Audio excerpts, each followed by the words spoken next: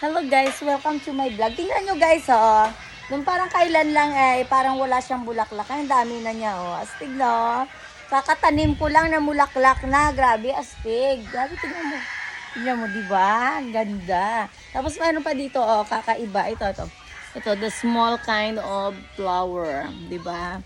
Iba talaga, no? Kapag ako umikot sa garden, yung mga flower na hindi namumulaklak na.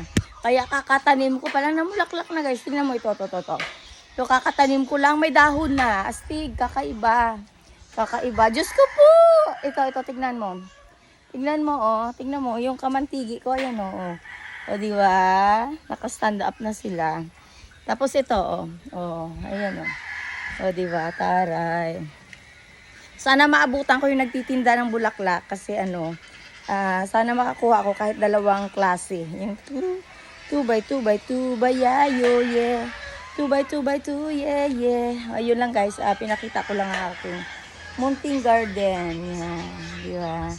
At ito nga pala ang aking bagong halaman. Ang isa ay naka-close ng flower. Ayan. Yan, nakita mo yan. Yan, bago na. At ito nga pala ang luma at dati ko ng tindahan. Yan. Ayun, yun lang. Inano ko lang kayo, tinutor ko lang kayo, tinutor guides. Okay? Kung pwede ba ako mag-work ng tourist guide. Kahit na hindi ako graduate ng SRM. Yeah. Bye!